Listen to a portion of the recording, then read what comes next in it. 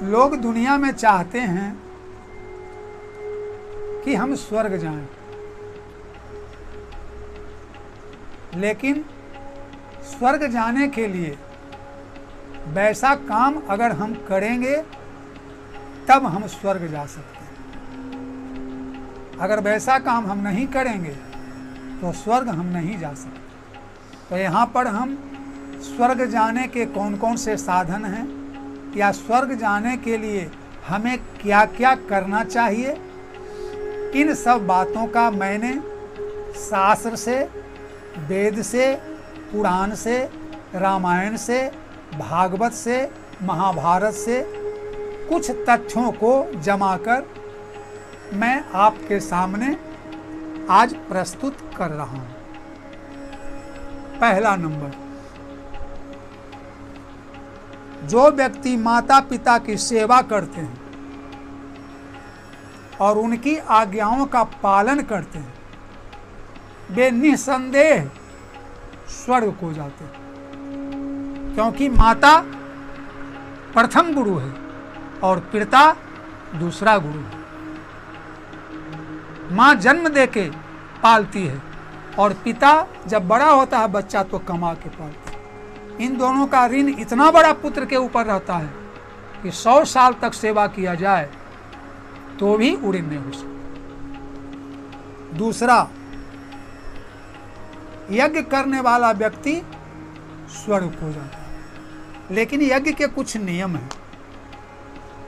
यज्ञ में जो सामग्री लगे वो शुद्ध कमाई हो, यज्ञ करने वाले सात्विक व्यक्ति हों, यज्ञ कराने वाले भी सात्विक हों, समय भी शुद्ध हो, बढ़िया समय में हो, और जगह जो है वह भी शुद्ध हो, और हृदय से प्रेम पूर्वक किया जाए तो वह यज्ञ सीधे स्वर्ग को जाने वाला है। यह प्रसंग मैंने 10वें स्कंद भागवत के सब ब्राह्मण देवता जो यज्ञ कर रहे थे मथुरा में स्वर्ग के लिए, वहाँ से लिया। और माता पिता की सेवा करने वाले रामचरितमानस से मैंने लिया है। गोस्वामी जी लिखते हैं कि अनुचित उचित विचार तजी, जे पालहि पितु मैन, ते भाजन सुख सुजस के, बसहि अमर पतियैन। जो बिना शंका के अनुचित उचित विचार किए बिना अपनी माता अपने माता पिता की आज्ञा मानते हैं वे सीधे स्वर्ग को जाते हैं। तो पहला पॉइंट मैंने रामचरितमानस से लिया। दूसरा मैंने भागवत से लिया। ब्राह्मण लोग यज्ञ कर रहे थे, उनकी यज्ञपत्नियां भोजन कराने के लिए भगवान के पास गई। तीसरा, तपस्या करने वाला व्यक्ति भी सीधा स्वर्ग हो जाता है, लेकिन तपस्या करने में भी शर्त है। तपस्या करने के लिए वो जो जाएं जंगल में, वे फल या जल या पत्ता खाकर रहें, किसी व्यक्ति से उन्हें मुलाकात न हो, वे किसी के नजदीक नहीं जाएं और उनके नजदीक भी कोई नहीं जाए। घर जाने का विचार वापस लौटने का न हो। सर्दी गर्मी जाड़ा सब सहन करें, लेकिन मन में कोई ग्लानि न हो कि हम क्यों आए, और हमेशा भगवान का नाम लेते हुए और उनका चिंतन करते हुए, कोई 2 पैर पर कोई 1 पैर पर रखकर करते हैं तपस्या, वे सीधे स्वर्ग हो जाते हैं। चौथा, दान करने वाला व्यक्ति स्वर्ग हो जाता है। यह भी प्रसंग मैंने लिया है श्रीमद् भागवत से।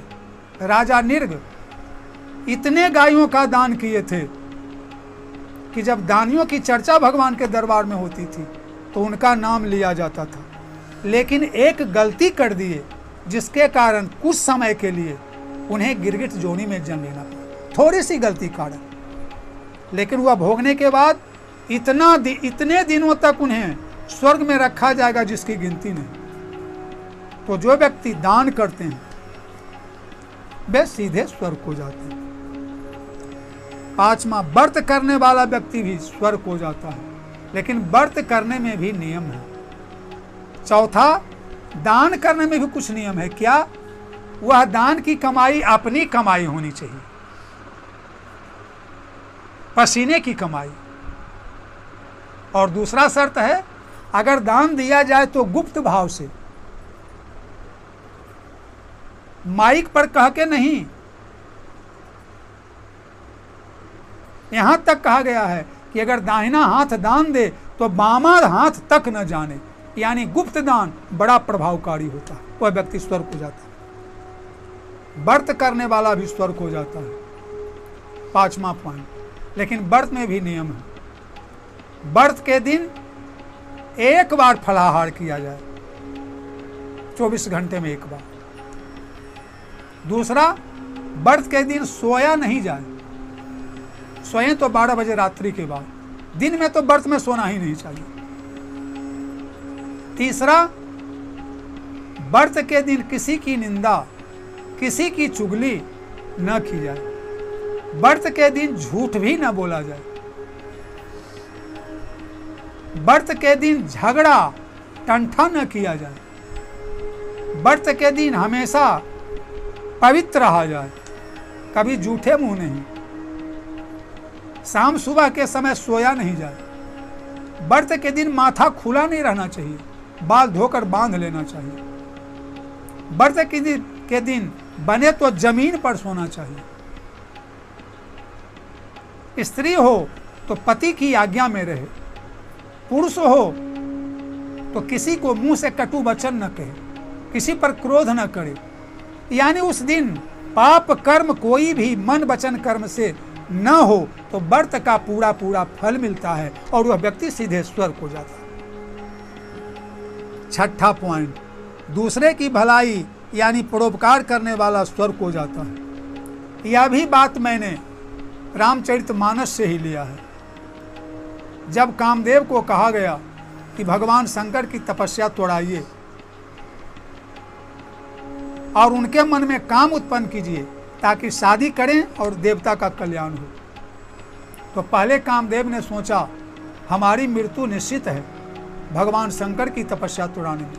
लेकिन फिर उन्होंने सोचा कि जो दूसरे के लिए शरीर त्यागता है या दूसरे की भलाई करता है वह संसार में सदा के लिए अमर हो जाता है और उसी का जीना जीना है। और कामदेव गए, जल करके देवताओं का कल्याण किया, उनकी समाधि टूटी और उनका पुनर्विवाह कराया गया। 7वां, देवताओं की पूजा करने वाला, पितरों का श्राद्ध तर्पण करने वाला स्वर्ग को जाता है। यह 7वां पॉइंट है। जो देवताओं का पूजन करते हैं, देवताओं की आराधना करते हैं, वे भगवान के धाम को नहीं जाते, वे सीधे स्वर्ग को जाते हैं।